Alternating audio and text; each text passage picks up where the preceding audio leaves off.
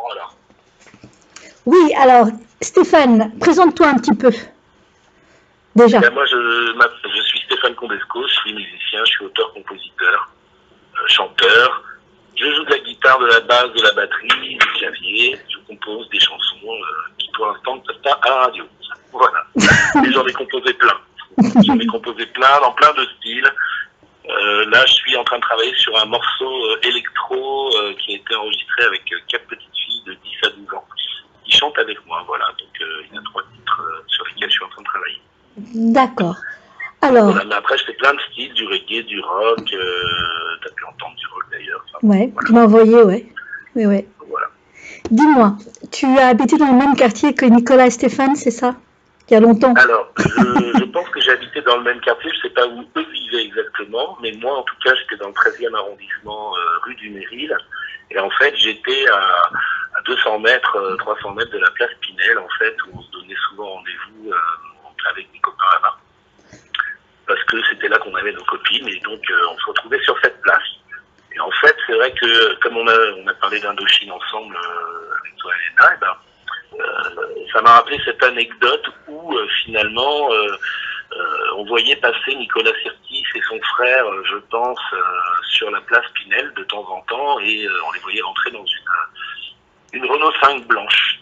Et donc l'anecdote que moi j'ai par rapport à Indochine, quand même, je voudrais quand même préciser une petite chose, c'est que j'ai vu que beaucoup de gens suivent Indochine, ça j'ai pu le voir avec toi, énormément de gens suivent Indochine, mais moi j'ai l'impression que c'est Indochine qui me suit, parce que je les ai croisés quand j'étais préadolescent, je les ai recroisés ensuite par l'intermédiaire d'un musicien qui s'appelait Mathieu et qui est devenu un de leurs musiciens pendant quelques années, et encore aujourd'hui avec toi finalement que je rencontre, et encore une fois c'est Indochine. Donc voilà, j'ai quand même la sensation qu'Indochine me suit.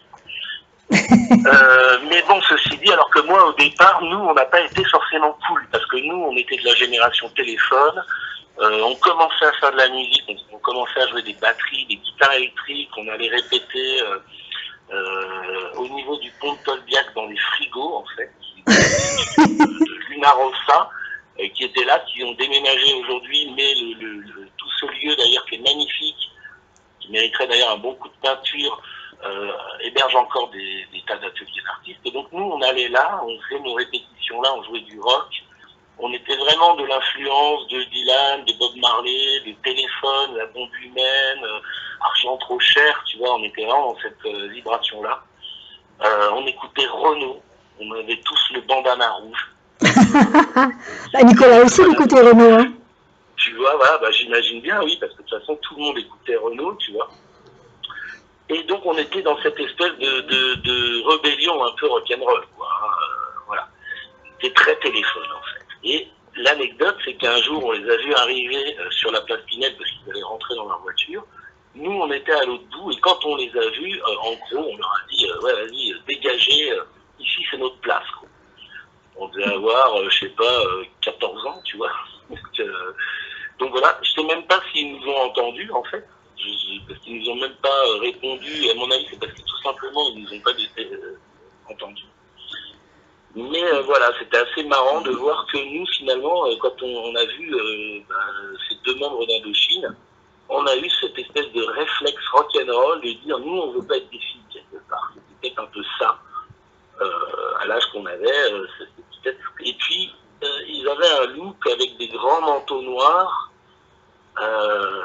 qui nous faisait bizarre, en fait. C'était dans l'inconnu total, en fait. Donc voilà, ce que je veux dire, c'est qu'ils ont été très vite victimes de leur style. Oui. Et jusqu'à des stalmioches dans la rue, tu vois, qui traînaient là, qui tout de suite ont été comme ça. Voilà. Eh ben dis donc, et après tout ça, est-ce que tu as commencé à t'intéresser un peu au groupe, enfin en tout cas au groupe de l'époque? Alors, en réalité, non. C'est-à-dire que quelque part, on n'a pas adhéré parce que, comme je te dis, je crois on était plus dans la rébellion de la société, des choses comme ça. Et on n'était pas dans ce. Pour nous, c'était un peu des filles, en fait, je crois. Indochine, on voulait pas être des filles, je crois qu'on n'a pas. Et puis, il y avait cette musique aussi, quelque part, qui était nouvelle dans le sens où c'était que des synthétiseurs, des boîtes à rythme. Oui. Et nous, c'était pas le son qu'on recherchait, quoi. On n'était pas de ce son-là, on était vraiment du son de Santana, voilà, ce son puissant, lourd, rock, voilà, Santana, Téléphone, tous ces groupes un peu faits de guitare, d'éléments, d'instruments naturels. Voilà. Et le fait d'avoir ces sons-là, ce truc-là, voilà, on n'avait pas adhéré à ça, en fait. C'est drôle. Pas adhéré, en fait, tout simplement à ça, quoi. Oui. Voilà. Et alors, par contre, ce qui était très marrant, comme je te l'avais dit, c'est que moi, en bas de chez moi, il y a les inconnus qui vivaient là. Les inconnus qui vivaient là?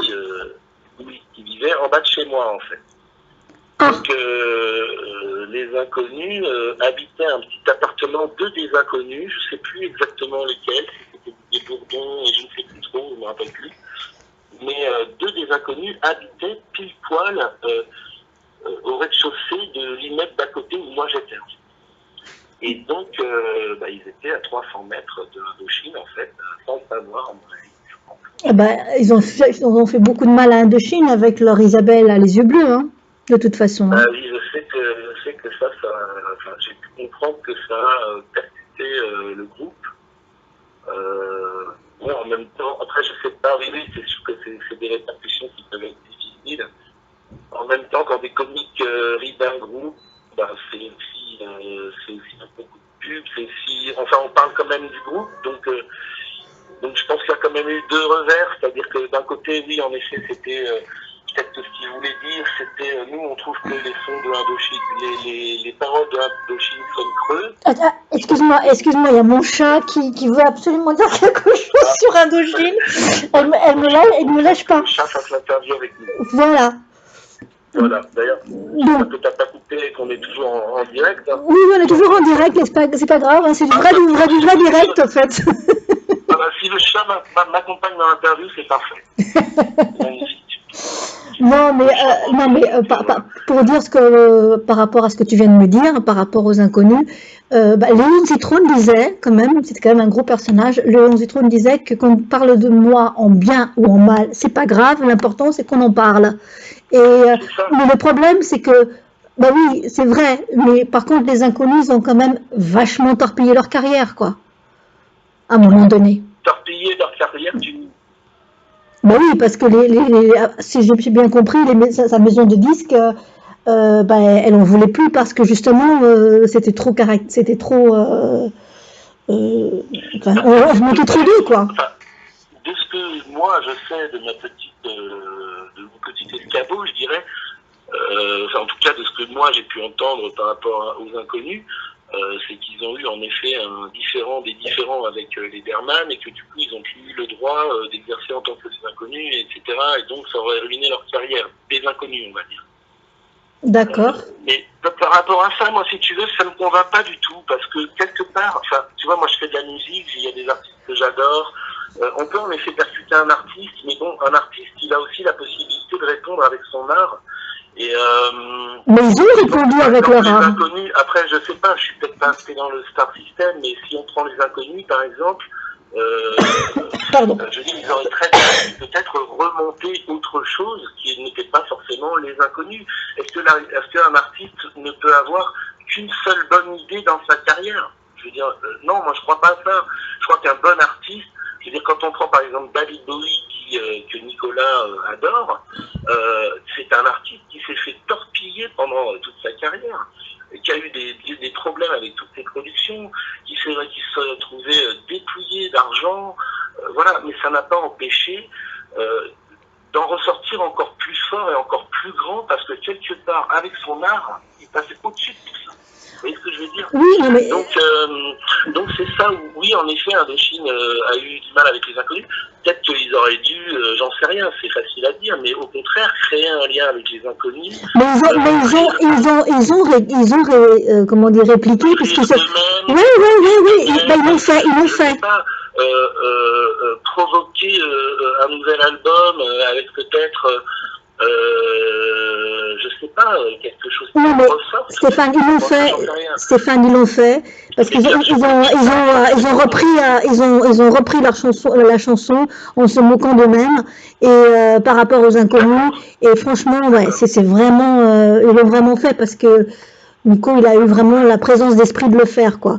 Mais c'est Ouais. vrai qu'ils l'ont quand même pas mal torpillé. Alors toi, Oui, oui, ça je sais que de toute façon, c'est vrai que Indochine est un groupe, c'est sûr, qui a souffert de ça. Ça c'est évident par rapport à d'autres groupes qui ont pu passer à la radio et qui n'ont jamais eu de soucis par rapport à ça. Donc oui, en effet, c'est quand même quelque chose qui a en effet touché le groupe, ça c'est évident. par contre, toi, en tout cas, le groupe te poursuit puisque après le fait d'avoir été ado, c'est un petit peu fichu d'eux, etc. Voilà, alors, tu finis par t'associer avec Mathieu qui est devenu le musicien du groupe. c'est ça. C'est-à-dire qu'en fait, des années après, donc je devais avoir 28 ans, 30 ans, une trentaine d'années, j'ai croisé Mathieu sur le chemin de la musique et il s'est avéré qu'il avait besoin d'un atelier, d'un endroit pour poser du matériel et travailler. Et comme moi à l'époque j'avais un atelier d'artiste dans le 13e arrondissement, toujours, qui était assez grand et que j'avais besoin d'un ingénieur du son avec du matériel, je lui ai proposé de venir dans l'atelier. Donc on est resté associés pendant 1 an. Ensuite, il est reparti vers ses histoires. Et puis, quelques années après, je sais pas, peut-être une dizaine d'années après, j'ai un ami à moi qui m'appelle et qui me dit, bah, tu sais quoi, Mathieu est devenu le clavier d'Indochine. Je fais, ah bon, bah écoute, extraordinaire. Donc, on a vu Mathieu embarquer dans des tournées mondiales, je pense. Moi, j'ai pas trop suivi, mais voilà, on a vu européenne déjà, ouais, mondiale voilà, aussi. Ouais. Et puis même il a joué, je crois, à Sydney. Enfin, ils ont fait quand même des dates sur des pays étrangers, etc.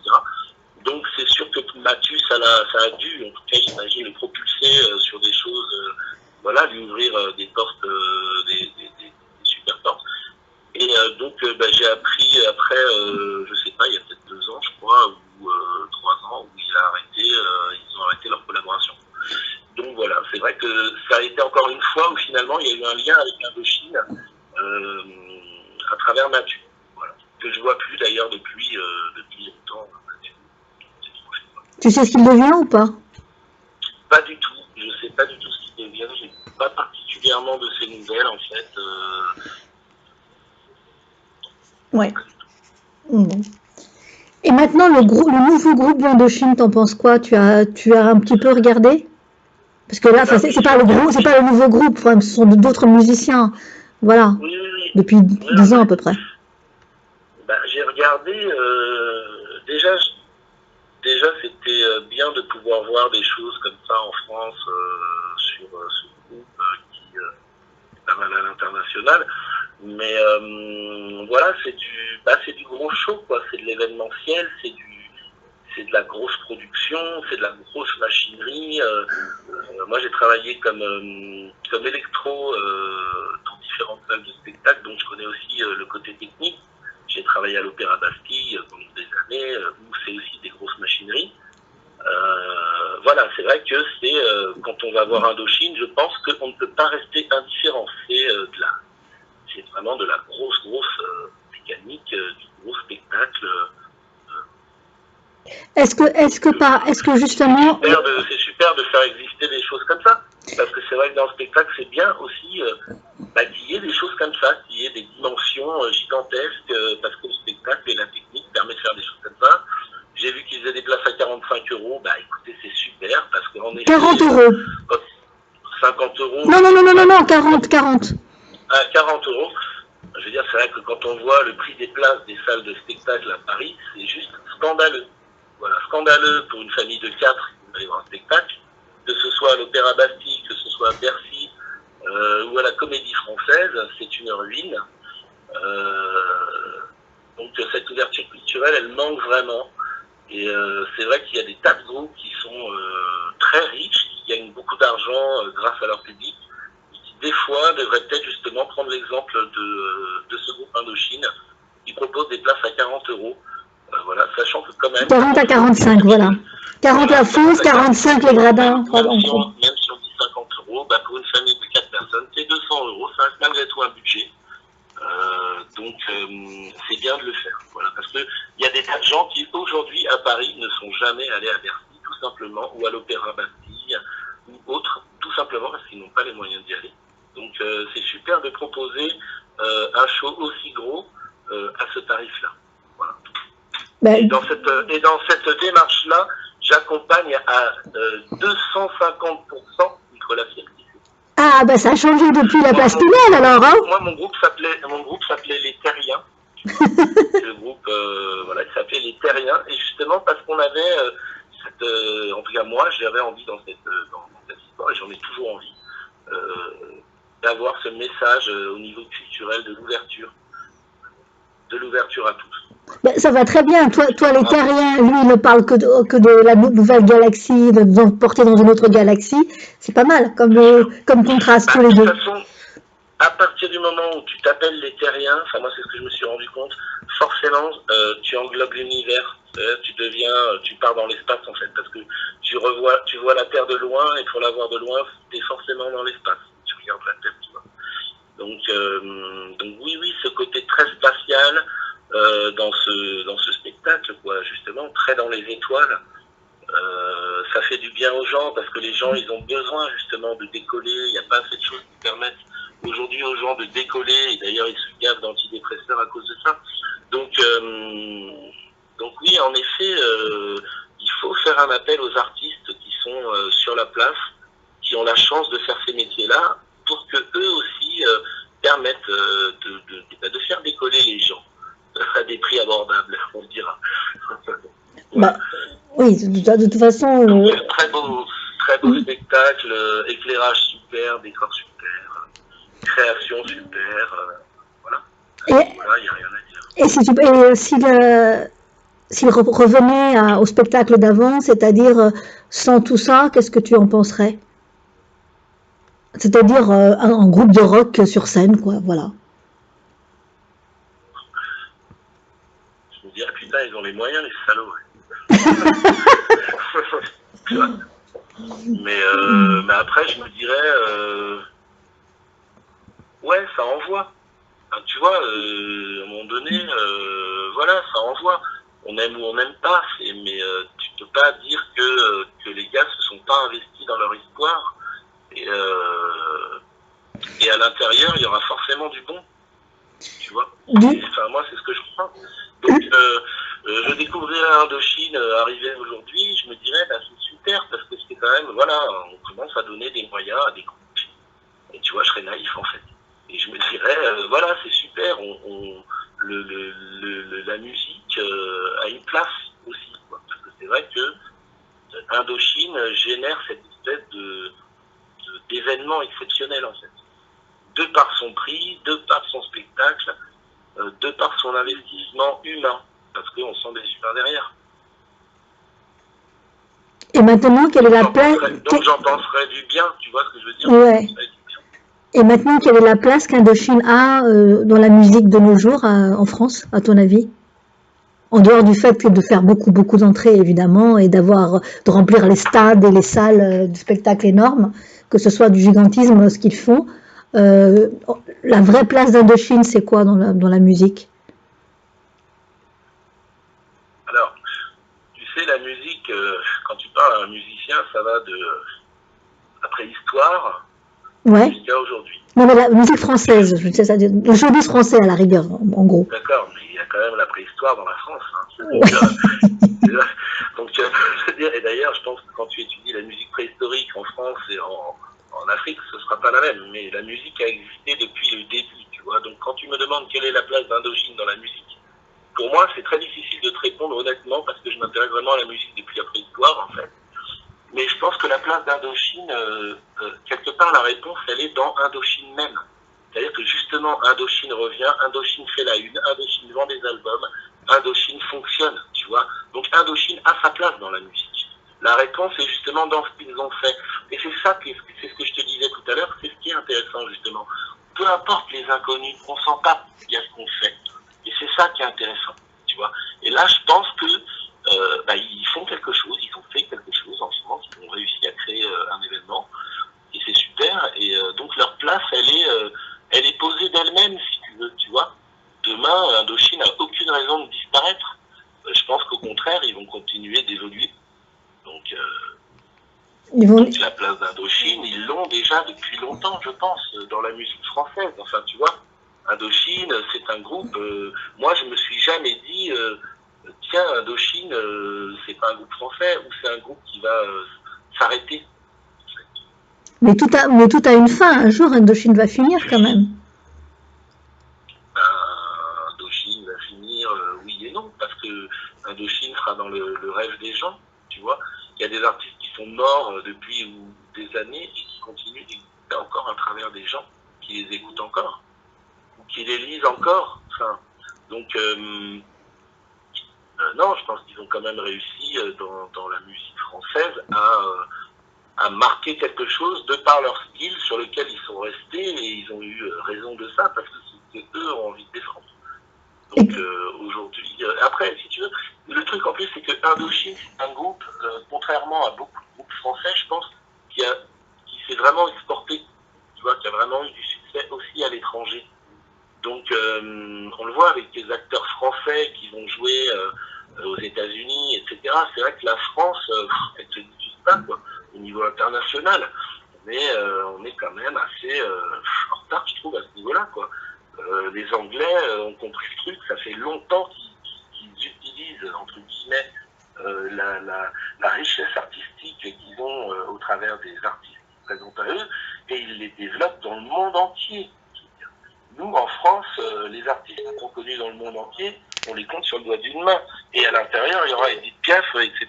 Donc des artistes qui sont même plus à l'heure actuelle. Indochine est peut-être ce groupe-là, justement, qui, lui, va justement sur la planète, quoi. Il ne reste pas que dans l'Hexagone ou au Canada. Oui, il y a le Pérou qui les demande beaucoup, mais ils n'ont pas une très bonne expérience du Pérou, les pauvres. Bah, écoute, moi je suis partant. Je suis même prêt à traverser avec un âne, tu vois, parce que là-bas je pense que c'est le meilleur moyen de locomotion. Et au Pérou, tu peux t'inspirer de la musique péruvienne, c'est super, hein. Il y a des flûtes, il y a des super chants, il y a moyen de faire des choses très intéressantes. Voilà, le voyage, Indochine représente aussi le voyage. Ben, le voyage durera jusqu'en 2053, dit Nicolas dans sa chanson. Hein. Écoute, si Nicolas le dit, alors... Et Nicolas, c'est pas Dieu, hein. Mais moi, je suis pour, hein, s'il peut en 2053. Mais bon, ça, je lui souhaite, franchement... De toute façon, on vivra bientôt 200 ans, enfin, certaines personnes. Donc peut-être qu'il est déjà au courant du truc, hein. J'en sais rien. Non, mais bon. Dis-moi, qu'est-ce que tu aimerais ajouter d'autre sur Indochine? Est-ce qu'il y a quelque chose que tu voudrais dire spécialement ou pas? Pour conclure. Si, oui, il y a une chose, je pourrais dire, qu'il y a un point un peu critique, hein, parce que c'est vrai qu'il y a eu un truc quand même.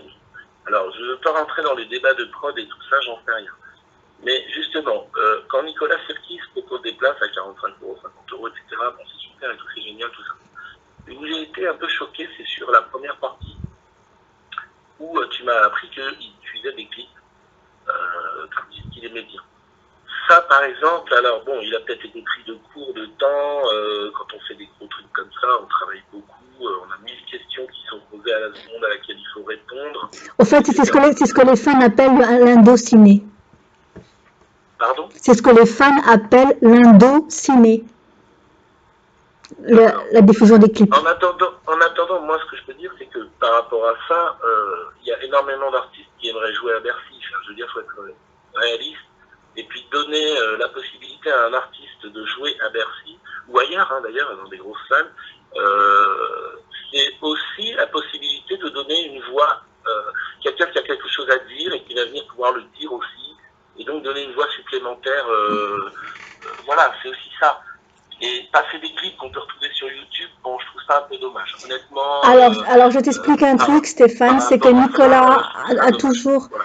Il y a vraiment 1000 groupes. Bon, les productions ont leurs agendas, ils ont leur calendrier, ils ont tout ce qu'il faut. Il y a 1000 groupes qui peuvent venir jouer au pied levé. Moi, en tout cas, j'en connais. S'il a besoin, il n'y a pas de souci. Je connais. Non, mais il en a des groupes, c'est pas le problème, parce qu'entre parenthèses, il a toujours fait ça, mettre des groupes. Mais n'oublie pas qu'à un moment donné, par exemple, Noir Désir, c'était eux qui ont fait leur première partie. Hein. Et il a quand même donné la chance à énormément de gens. Il a même créé un festival qui s'appelait le X Festival pour donner la chance aux jeunes groupes de rock, etc. Et complètement en marge des autres d'ailleurs, parce que de toute façon... mais là, je pense que ce qu'il a voulu faire, c'était un message pour montrer, moi je viens de là, quoi, c'est tout. Attends, juste pour ce que tu viens de me dire sur la première partie, ce qu'il a fait pour aider des groupes, etc., monter des choses, etc., justement, je le cautionne à fond, tu vois, et c'est super. Tu me dis, voilà, je te dis juste, c'est le seul petit bémol que je mettrais en disant, bon, il y a beaucoup de musiciens qui ont envie de jouer sur scène. En France, les scènes, il n'y en a pas beaucoup. Vraiment, il n'y en a pas beaucoup. Je connais très bien le problème, justement. Voilà, c'est juste ça. Passer des clips, je trouve ça un peu dommage. Je sais pas, au pire, t'invites le Dalai Lama. Tu vois, il fait un discours, il sera content et il va venir. Non, mais... il fait une séance de bouddhisme, tout le monde relaxe, et ensuite derrière t'enchaînes Indochine, tu vois, t'as passé un message, t'avais une scène de dispo pendant 3/4 d'heure, tu l'as passé, il y a eu un truc qui s'est passé. Voilà, après je connais pas le détail, si tu me dis que lui il a voulu développer déjà des choses, ben, ça a dû se faire, alors que lui c'était pas forcément ce qu'il voulait non plus. Attends, je pense que Nicolas, c'est très bien. Je pense que Nicolas sait très bien ce qu'il veut faire et sait très bien où il veut aller. Et quand il a mis ses clips, etc., c'était une façon de montrer à ses fans, parce que c'est vraiment ses fans, d'où il venait au niveau musical et quelles étaient ses inspirations, les gens qu'il aimait, etc. Il nous a un peu ouvert son ordi portable, en gros. Tu vois ce que je veux dire? C'est comme ça qu'il faut le voir. Pas comme autrement, parce que d'habitude, il y a eu Requin Blanc qui a joué, il y a eu Requin Chagrin qui produit maintenant, qui a joué, il y a eu plein de gens, il y a eu lui, sa nièce qui a joué aussi en première partie pendant cette tournée. Il a vraiment eu des premières parties, mais ça, à la deuxième partie de la tournée, c'est-à-dire la deuxième vague, effectivement, il nous a balancé les clips, qui, entre parenthèses, étaient... qu'il y avait du Bowie, il y avait du Patti Smith, il y avait plein de choses. Oui. C'était intéressant à voir. Tu vois, bien sûr. Après, moi, je ne connais pas le détail. Et en plus, comme je te dis, voilà, c'est le choix que lui, il a fait. Mais c'est vrai que c'était surprenant au départ, oui. Voilà, c'est la façon dont je le perçois, si tu veux, en tant que musicien, et puis peut-être même en tant que public. Je ne suis pas allé au concert. Mais si je viens au concert, franchement, je préfère voir un groupe de première partie que de voir des clips que je peux voir sur YouTube ou voir un truc qu'il aurait pu mettre sur YouTube. Mais après, je veux dire, bon, voilà, c'est mon avis, hein, il n'est pas, il vaut pas parole d'or, tu vois ce que je veux dire. Si lui sait où il va et ce qu'il fait, c'est bien, tant mieux. Bah, il tient la barre du bateau depuis tellement longtemps qu'il sait très bien où sont les rochers, hein, maintenant. Hein. Voilà, oui. Donc oui, parce que c'est, voilà, après, ce qu'on peut dire, ce que je dirais du groupe d'Indochine, c'est que ça fait longtemps qu'ils sont là, longtemps qu'ils chantent, longtemps qu'ils sont sur leur lignée, et puis il y a des groupes bien, quoi, ils avancent, c'est un groupe qui avance, moi je le vois comme ça, voilà. C'est un groupe qui quand il vient, et ben, on sent qu'il est là, il investit, il y a du monde, il y a du bah là, ils ont fait 16 000 personnes pour le 22, pour l'anniversaire de Nicolas. Non, 18 000 personnes pour le 22. Et il y avait tellement de demandes qu'ils ont été obligés de remettre une date le 23. Est-ce que tu vois des gens qui remettent des dates comme ça? C'est hallucinant. Je ne vois que ce groupe-là en France. Enfin, il y a l'étranger aussi d'ailleurs, entre parenthèses. Hein. J'ai regardé l'étranger, même les grands groupes, voilà. Les Stones ne font pas 2 dates de suite parce qu'il y en a une parce qu'on leur demande plus de dates parce qu'ils n'ont pas eu assez de dates. C'est bien ce que je te disais, c'est que la réponse à où est la place d'Indochine aujourd'hui, bah la réponse, on le voit en regardant Indochine. Tu vois, on voit où est la place. Tu vois. Ok. Donc c'est super. Il faut ouvrir aussi, il faut continuer d'ouvrir à d'autres groupes. parce que ça tourne quand même un peu en rond, toujours sur les mêmes artistes. Donc il faut aussi ouvrir à d'autres groupes. Mais il a fait ça, il a même créé un label. Stéphane, il a même créé un label, KMS, pour s'occuper d'autres groupes, d'autres jeunes, etc. Donc de jeunes qui font du rock, que ce soit des filles ou des garçons. Là, c'est des filles. Là c'est une fille qui s'appelle Marion. Mais honnêtement, voilà, il donne sa, il est très Pygmalion aussi. Hein. Il donne ce qu'il reçoit. Ouais, j'ai vu. Bah, d'ailleurs, il a rencontré son acolyte actuel de façon, enfin de ce que j'ai vu, de façon très humaine en fait. Olivier Satt, oui. Ouais, c'est ça. C'était un de ses fans qui l'a contacté et puis finalement, ça a fait. Donc non, mais il y a une démarche humaine. De toute façon, c'est ça le truc, c'est que Indochine, l'image qui aujourd'hui ils amènent, c'est nous, on est dans les étoiles, mais on est des humains. Et donc les gens s'y retrouvent forcément, et c'est ce que les gens ont envie, ils ont envie de rêver, qu'ils sont aussi des humains, unis, ensemble, amoureux de l'univers, amoureux de la planète, dans un monde où tout irait bien, tu vois, et où tout le monde s'accepterait. C'est un peu ça. Alors Indochine, c'est l'utopie, c'est ça? L'utopie, non, je dirais pas ça. D'accord. C'est une étoile qui file dans l'univers, tu vois ce que je veux dire? Qui se déplace. Elle existe, elle est pas utopique justement. Et c'est sur ça que j'appuie. Il faut d'autres groupes comme Indochine qui ont des pareils, des grands moyens, qui peuvent faire rêver les gens, qui leur parlent d'amour, de partage, de choses comme ça. Enfin, le grand moyen, je vais dire, Nico, il s'est fait tout seul, il s'est battu toute sa vie pour en arriver là. Donc, voilà, quoi. Non, mais oui, non, mais ça, j'imagine. Et puis, tu sais, il y a des artistes qui sont plus riches que lui, hein, donc, c'est pas non plus, il y a des stars internationales sur la planète qui gagnent énormément d'argent. Mais le but de Nicolas, c'est pas la richesse monétaire, c'est la richesse humaine. Ben, c'est super. Tu vois, moi j'avais eu l'idée à un moment donné, je t'en parle, j'en ai très très peu parlé de cette idée, c'est une idée qui était un peu, bref. Mais moi j'avais pensé au festival terrien, justement, à 1 euro à Paris-Bercy, tu vois. Ah. 1 euro l'entrée, voilà, 1 euro l'entrée. Oui, mais tu te rends pas compte. Ouais, mais regarde, ouais, mais regarde, 40 ans. Soutenu, mais qui serait justement soutenu. Après, il y a tout un concept à l'intérieur qui permettrait, je pourrais te montrer le projet dans le détail, hein, où il y aurait plusieurs artistes, évidemment, de la vidéo, plein de gens qui peuvent participer à ce truc-là. Et voilà, et créer vraiment un événement, parce que justement, le Bercy à 1 euro l'entrée, on va dire, ah là là, mon Dieu, mais tu te rends pas compte.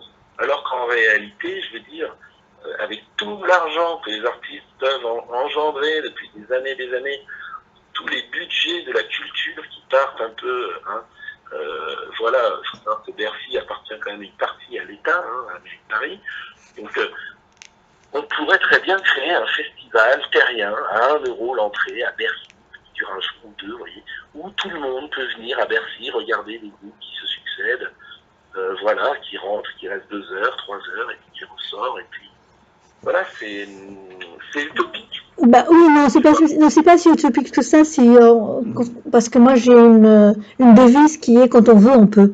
Mais le problème n'est pas là. Le problème, c'est que qui va suivre, tu vois, parce que à côté de ça, c'est pas les groupes qui vont pas suivre, c'est tout le côté financier, tous les producteurs, les machins, c'est ça le problème, c'est ça le hic.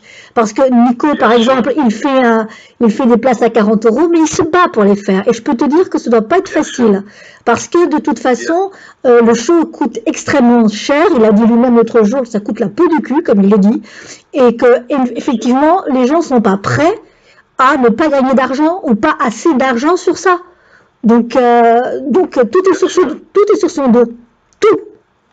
Bien sûr, mais si justement, à travers un festival, tu réunis plusieurs artistes, qui soient français et internationaux, qui disent « nous, on le fait », je peux te dire que les productions, elles suivront. Tu crois? Parce que c'est ça le pouvoir des artistes. Mais bien sûr, le problème aujourd'hui, c'est que les artistes, ils sont chacun de leur côté, ou alors, bon, voilà, ils viennent faire partie d'un truc, d'un machin, d'un organisme, etc. mais je veux dire, les choses, voilà, comme je te dis, moi, c'était l'idée que j'avais. J'en avais parlé d'ailleurs à Étienne Rodagil, Ouais. qui lui a eu une oreille immense qui s'est ouverte par rapport à ça quand je lui en ai parlé. Et à chaque fois que je le voyais, il me disait « Alors Stéphane, t'en es où de ton projet ?» J'en avais parlé à 2-3 groupes connus qui m'ont dit « Mais nous, il n'y a pas de problème, on suit. » Donc j'ai vu tout de suite que les groupes pouvaient suivre. En même temps, tu peux faire de la projection vidéo, donc tu peux faire suivre plein d'artistes qui vont dire « Nous, on cautionne ce projet-là, etc. » qui ont une apparition, etc. Je veux dire, l'union fait la force. Tu vois ce que je veux dire? Ah, complètement, hein. Si tu te retrouves à un moment donné à 40, 50, 100, 200 artistes à soutenir un projet et à dire nous on le fait, faut pas dire que quand même la porte de Bercy n'est pas accessible, quoi. Faut pas déconner, tu vois. Et pour une fois, eh ben justement, c'est 1 euro l'entrée. Et je suis sûr qu'en faisant un truc comme ça, et tu fais la première à New York, tu fais la première partout dans le monde, on va parler de toi. Tu vois ce que je veux dire? Et c'est pour ça que les producteurs vont suivre. C'est pour ça que tous les publicitaires vont suivre, etc. Parce que... Ben moi, je te suis, hein, si tu le fais, moi, je t'aide. Hein. Et ensuite peut-être que d'autres pays vont le faire aussi, tu vois. Aujourd'hui, on voit bien qu'il y a un malaise en France par rapport à ça. C'est-à-dire qu'il y a une division entre la population et les artistes qui ont réussi à atteindre des sommets super, mais je veux dire, il n'y a pas ce retour. Ben, quand on voit les places que coûte Mylène Farmer, etc., comme Nicolas l'a dit lui-même, c'est hallucinant, quoi. Mais c'est clair. Si je dois mettre un mois de salaire pour aller voir un artiste, je veux dire, à un moment donné, quel est le prix du loisir?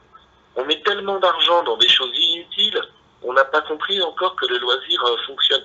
La culture fonctionne. Ça me faisait rire parce que justement, quand ils font les capitales européennes de la culture, oui. Alors à chaque fois, tout le monde veut être capitale européenne de la culture. Oui, c'est vrai. Tu dis capitale européenne. Mais c'est quoi ce délire? C'est pareil. Alors ils disaient à Toulouse, ah oui, on s'est rendu compte que quand même, quand les capitales sont nommées capitales de la culture, elles se font de l'argent. Bah oui, bien sûr. Il n'y a pas besoin d'être nommé capitale de la culture pour faire de sa ville une ville culturelle. Bah oui, parce que tu as le tourisme qui marche, c'est tout le reste qui va avec. Hein. Des milliers d'artistes qui veulent jouer, qui n'attendent que ça, qui veulent jouer. Vous voyez, ils sont prêts à venir jouer et être payés, etc. Parce que ça ramène de l'argent. Mais regarde, moi j'ai un peu suivi, mais pas tout, parce que je ne suis pas non plus complètement immergée dans Indochine, mais j'ai suivi qu'à un moment donné, il avait créé un festival qui s'appelait le X Festival, et que ce festival était pour promouvoir des jeunes groupes un peu en marche, qui n'avaient pas eu accès à d'autres festivals, etc. Mais je sais qu'il y a eu une pression énorme, et des gens des organisateurs de festivals qui ont dit, si toi tu passes au X Festival, tu ne passes pas chez moi. Donc normalement la musique c'est le partage, et là ils avaient absolument rien compris au partage, quoi. Tu vois. Donc Nicolas a arrêté le festival, mais c'était une super idée. C'était une sorte de caravane rock. C'était une superbe idée. Et au fait, une fois de plus, il se mettait au service des autres, au service des jeunes musiciens, etc. Et ben non, on lui a foutu les bâtons dans les roues. Voilà. Et pourtant, il s'appelait déjà Nicolas Sirkis. Tu vois. Enfin, il s'est toujours appelé, mais bon, voilà, il avait déjà un nom connu, c'est ça que je veux te dire. Parce qu'il n'était pas organisateur de festival, etc. Et que ça, c'est un clan bien fermé, et que qu'on lui avait pas laissé sa place, quoi. Pour les autres, c'était un chanteur et un musicien et un compositeur, etc. C'était pas un organisateur, il avait rien à y foutre. Voilà, en gros, ça a été ça. Si j'ai bien compris. Si j'ai bien tout suivi, parce que j'étais pas là à l'époque. Donc, mais c'est vrai qu'aujourd'hui, il y a un manque, tu vois, et quelque part, je pense que Indochine apparaît comme une respiration, tu vois, parce que aussi, quelque part, aujourd'hui, dans la société, il y a un manque. Et donc, à un moment donné, les gens peuvent, avec Indochine, justement, répondre à ce manque. Aller dans une salle de concert, s'éclater, 40 €, 50 € la soirée, ils vont voir ça n'arrive même pas à 50 €, le maximum c'est 47 ou un truc comme ça. Tu vois ce que je veux dire? Donc ça c'est concrètement, voilà, c'est donner une respiration aux gens. Donc Indochine aujourd'hui montre ça, tu vois. Oui. Permet de montrer ça à ceux qui veulent le voir. C'est qu'en fait, bah, les gens, ils ont besoin de culture, de musique, de live, et que quand on leur propose des prix accessibles, bah, ils sont prêts à aller dans les salles. Il n'y a pas de problème. Ils sont prêts à remplir les stades. Il n'y a pas de problème. Et ça, c'est partout, hein. C'est partout dans le monde. Oui, mais justement, mais Indochine est unique, il n'y a que qui font ça. Les autres ne font pas ça. Les autres ont plus l'appât du gain. Et parfois, c'est même pas les propres artistes qui ont l'appât du gain. C'est tout ce qui est autour. Hein. C'est le côté management, etc. C'est les tourneurs, par exemple. C'est ça. Mais après, tu vois, c'est même pas que ça. C'est que même les artistes entre eux, enfin, je veux dire, quand à un moment donné, tu fais de la musique, etc., et que, je veux dire, il y a eu des belles époques musicales où les artistes, même connus, se rencontraient réellement entre eux, je veux dire, sans qu'il y ait tout le star system en permanence. Il y avait peut-être plus d'intimité. Aujourd'hui, c'est vrai qu'on voit beaucoup d'ailleurs d'artistes, de gens qui arrivent dans les télévisions et dans les radios, qui chantent, bon, on se dit où, quoi, on hallucine. C'est devenu un peu, la musique, c'est devenu un petit peu un produit qu'on crée, qu'on vend, qu'on jette, c'est un peu... Ça va mettre, quoi. Donc forcément, ça a une influence sur tout le milieu artistique derrière. Moi, je te donne un exemple. Quand je faisais des concerts il y a 20 ans, après le concert, on faisait toujours une fête avec les organisateurs, il pouvait même rester des gens du public, on buvait un coup, on mangeait, etc. On finissait, il était 3h du matin, c'était super sympa. Aujourd'hui, le concert, il est terminé, il finit à minuit, il faut qu'à minuit et demi, tout le monde soit dehors. C'est fini, enfin, au revoir. Ils font les afters après, hein. Donc, oui, non, mais je parle pas sur des groupes aussi gros que ça. D'accord. Je parle sur des groupes plus petits que ça. C'est juste pour montrer que l'ambiance a changé. C'est-à-dire que dès le départ, même à un niveau beaucoup plus petit, avant on faisait la fête, avant on communiquait donc avec les organisateurs, il y avait un vrai lien qui pouvait se créer avec les gens, parce que finalement, bah ouais, il est sympa ce mec, je l'avais pas capté dans la soirée, là j'ai eu le temps. Aujourd'hui, non. À minuit, c'est terminé. À minuit et demi, tout le monde doit avoir dégagé. Personne, aucun ami ne peut venir dans les loges, c'est fini, alors qu'avant, on pouvait inviter des gens, etc. Donc, il y a toute une politique qui a changé par rapport à cette façon même de promouvoir la culture, mais même au niveau des artistes eux-mêmes. Et donc, ça a forcément une répercussion derrière sur le show business, où c'est pareil, on voit des mecs sortis de nulle part, excusez-moi, mais bon, voilà, et on se dit, bon et donc, on se demande ce qui se passe. Donc, des artistes comme Indochine, comme d'autres artistes français, on n'a pas envie de les voir s'unir que sur les Restos du Cœur, parce que tiens, c'est les Restos du Cœur. Ils en font plus, hein, c'est vraiment trop showbiz. Hein. Voilà. On a envie de les voir se réunir, enfin, même pour eux, c'est même eux qui perdent, c'est ça que je veux dire en fait, c'est que même en tant qu'artiste, le fait qu'aujourd'hui, ils se réunissent plus pour s'éclater, pour faire des projets, parce que tout de suite, on va les bloquer, ah oui, maintenant l'argent pour les productions, nous, on travaille pas avec cette production, etc. Je veux dire, à un moment donné, les artistes, même à l'intérieur de ça, pour respirer entre eux et se dire, tiens, j'ai juste envie qu'on se voit et qu'on s'éclate, qu'on se fasse de la musique, est-ce que ça existe, quoi? Moi, c'est la question. Allez, jam. Voilà, est-ce qu'ils s'éclatent vraiment aussi eux? Et c'est peut-être ça qu'il faut aujourd'hui, enfin, moi, j'en suis convaincu. Parce que ça amènera plus de création, ça amènera plus de festivals, ça amènera plus d'énergie, voilà, plus que des choses qui vont nous endormir. Tu sais, moi j'ai eu un immense respect pour Nicolas pour une raison toute simple. L'autre jour, j'étais à Amnéville et il a fait son concert qui était normalement censé être le dernier. Et du coup, ce qui s'est passé, c'est que les gens sont venus l'attendre à l'hôtel, d'accord ? Et donc ils sont venus l'attendre à l'hôtel, il y avait plus de 100 fans devant l'hôtel. Eh bien Nicolas est sorti de son hôtel et il a signé et fait des selfies avec tout le monde. Tous. Kaz nous a mis, Kaz c'est le, comment on appelle ça, le garde du corps de Nicolas, Casimir, a mis tout le monde en rang et chacun son tour passait faire la bise, enfin pas la bise, la photo ou dédicacer quelque chose ou Enfin voilà. Mais il a eu la patience de le faire. Quel artiste fait ça? Quel artiste fait ça? Attendre attendre pendant je sais pas combien de plombes et être là dispo pour comment dire pour ses fans et ne pas partir tant que le dernier n'a pas eu son autographe quoi. J'ai jamais vu ça. Il y a que lui pour faire ça. Moi je vais te dire un truc, c'est que je pense que ça, quelque part, c'est parce que Nicolas, tu vois, et je suis désolé de l'avouer, il devient maintenant quelque part de l'ancienne école, tu vois. Oui.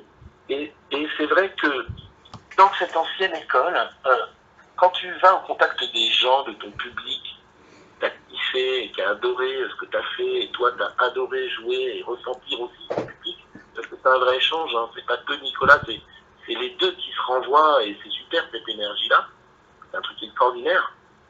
Quand après tu te retrouves dans la réalité, à la sortie de l'hôtel, à faire une photo, même avec quelqu'un que tu connais pas, la personne elle a super aimé, tu ressens encore cette énergie et donc tout ça peut t'aider à trouver l'inspiration dans tes prochaines chansons parce que c'est plein d'émotions que tu vas recevoir, que tu vas partager. Igelin par exemple, lui il allait souvent dans les afters, dans les bars parisiens où on tirait le rideau, où il connaissait les mecs qui étaient petits bars, et puis il jouait toute la nuit comme ça avec les gens, avec Captelé. Mais c'était là qu'il trouvait l'inspiration parce que c'était comme ça, il était avec les gens, avec monsieur tout le monde. Donc je crois que c'est ça que Nicolas, lui, il reçoit quand il fait ça. Et je pense que c'est encore une fois un échange en fait avec son public. Parce que les gens ont l'habitude qu'un artiste à la sortie du concert signe juste à la sortie du concert trois ou quatre autographes et qu'une fois qu'il l'a fait, il se barre, il rentre dans son hôtel et basta quoi. Tandis que Nicolas, il ne va pas le signer à la sortie de son concert, mais le lendemain, si les fans sont là, il sera là pour eux. Et si le soir, il y a des fans qui sont là à l'entrée et qui l'attendent, il va leur dire bah écoutez, là je suis fatigué, mais demain soyez là, ceux qui peuvent, moi je serai là pour vous. Et effectivement, le lendemain, il a tenu parole, il est là. Donc ça, on ne voit pas. Ben, je pense que c'est parce que, comme je te dis, c'est un échange. Tu vois, c'est la suite de l'échange en fait. Il arrive de sa planète, il est dans son univers, il est dans ses étoiles, il délire avec les gens. Les gens s'éclatent avec lui. Puis le spectacle termine, donc il fait un premier atterrissage de décompression, tu vois. Et puis ensuite, bah, il descend de son escalier, puis il arrive sur la terre ferme et il va rencontrer ses partenaires. Tu vois, on pourrait le voir comme ça. Et il a le contact direct, quoi, tu vois. Et bah, c'est super. C'est bien. Moi, j'ai toujours parlé avec mon public. C'est vrai que je ne sors pas avec 210 personnes qui m'attendent, donc tu vois. Donc voilà. Mais ouais, ben, c'est très bien. Moi, je trouve ça très bien. Je pense que, comme je te dis, c'est un échange encore une fois avec son public. Voilà. C'est ce respect-là, au fait, que le public aime. De ce côté star system, etc. Ah bah lui, il est anti-star, hein, déjà. Hein. Évidemment, il y a plein d'artistes qui font ça, mais il y a aussi d'autres artistes, je veux dire, comme Nicolas, qui prennent le temps de voir les gens. Parce qu'il est simplement humain, tout simplement. Hein. Ben voilà, exactement. Parce qu'il est tout simplement humain et qu'il a compris que la musique c'est avant tout un partage et partager c'est partager aussi avec ceux qu'on aime et ceux qui l'aiment. Donc, oui. mais parfois je me dis le pauvre, il a une patience. C'est super de rencontrer des gens qui adorent ce que tu fais, qui sont venus à ton concert. Je veux dire, tu vois, oui, ça te booste, mais en même temps, tu sais, tu as fait un concert de 2 heures de presque 3 heures, le lendemain, tu es fatigué, tu as presque 60 ans, c'est pas toujours évident. Oui, mais justement, s'il le fait, il y a une raison, c'est bien lui qui écrit les chansons. Hein. Oui, c'est lui. Donc il est auteur. Oui. Donc s'il est auteur, il va au contact des gens. C'est un auteur.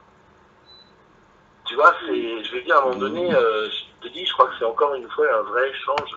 Lui pourra dire où réellement, mais je pense que quand tu es auteur et que tu écris des textes, je vais dire à un moment donné, tu es derrière ta feuille et ton crayon, voilà, tu es avec ton dictaphone et est-ce que tu vas en ressortir? C'est aussi ce que tu as pu ressentir des gens. Tu veux continuer d'être en contact avec eux. Et donc ce moment-là, je pense que c'est un moment privilégié où, bien sûr, c'est sûr qu'il y a des fois, il va se dire, attends, moi j'ai envie de rester tranquille dans ma chambre, d'être peinard. Mais il est encore dans ce moment, je pense que c'est une euphorie aussi, tu vois, les concerts, les tournées, etc. Donc il va rencontrer les gens et je pense que voilà, en étant près des gens comme ça, c'est ce qui lui donnera, je t'avais dit, l'inspiration, parce que c'est un auteur. Et un auteur, Rod Agile était quelqu'un de très simple, qui rencontrait les gens. Pourtant, c'était un mec qui avait travaillé avec tout le monde, tu vois ce que je veux dire? Oui, oui. Vraiment. Et pourtant, c'était quelqu'un, tu sais comment j'ai connu Rod Agile? Non, vas-y. Je suis allé sonner à sa porte. D'accord. Tu vois, je suis allé sonner à sa porte. Je lui ai dit, j'ai un disque. Il était sur 2 marches en hauteur au-dessus de moi, tu vois. Et puis il avait un nez assez grand, Rod Agile, tu vois. Ouais. Il m'a senti comme ça. Et puis il m'a dit, allez, c'est bon, monte.